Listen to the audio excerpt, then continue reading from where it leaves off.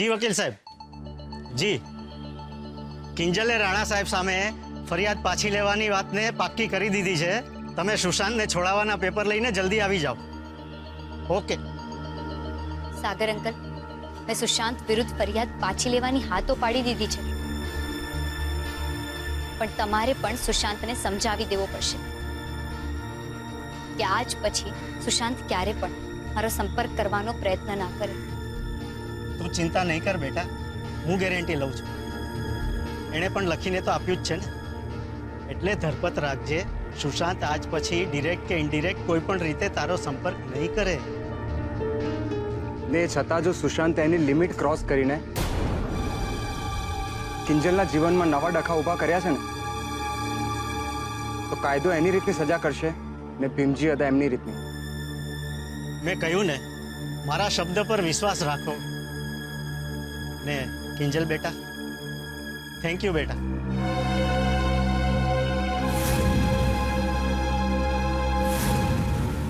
તે આજે અમારું ઘર પણ બગડતા બચાવી લીધું. જય હાટકેશ. જય હાટકેશ.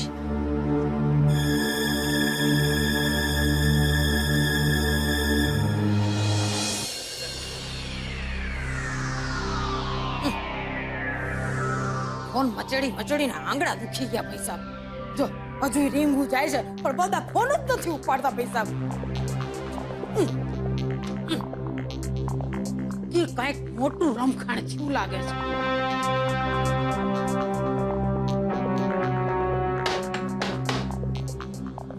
એ સરોજ આવી બા. અરે આવી નહીં, જલ્દી ગુડા ને.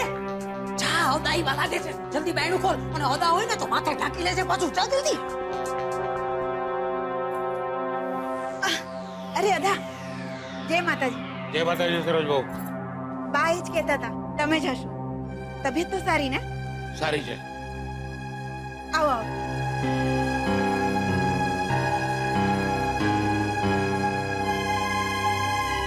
પગે લાગુ અદા.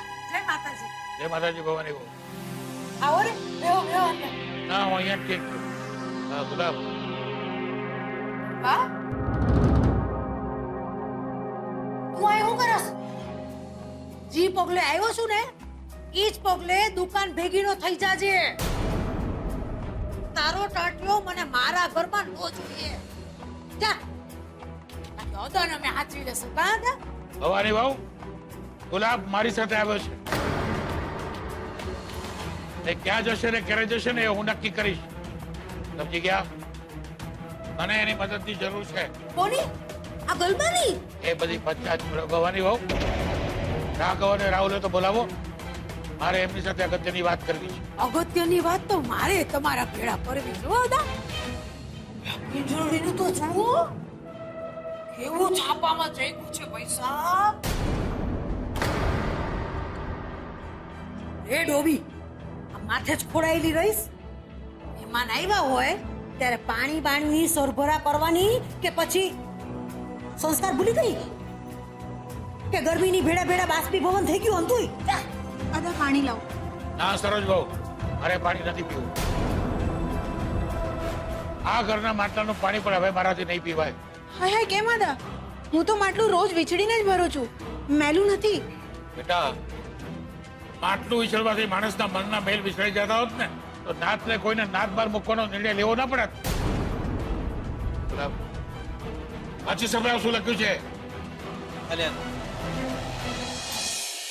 ન્યાદ બાર થયાની જાહેર સૂચના. આજ રોજ તારીખ 26 સપ્ટેમ્બર 2018 ની સવારે રાઘવ ભટ્ટ અને એના પૂરા પરિવારને ન્યાદ બાર કરવામાં આવેલા છે. જે કોઈ પણ એમની સાથે વાટકી વ્યવહાર રાખશે એમને પણ ન્યાદ બાર કરવામાં આવશે. એની ખાસ નોંધ લેવી. આદેશ અનુસાર આજ પછી આ ઘરનું પાણી કોઈ પીશે નહીં, કોઈ વાટકી વ્યવહાર થશે નહીં, કોઈ તમારા ઘરનો ઉમરો ઓળખશે નહીં, કોઈ પોતાની દીકરી તમારા ઘરમાં દેશે નહીં કે તમારા ઘરની દીકરી કોઈ લેશે નહીં. તમને આજથી અત્યારથી જ દાંત બાર કરવામાં આવે છે.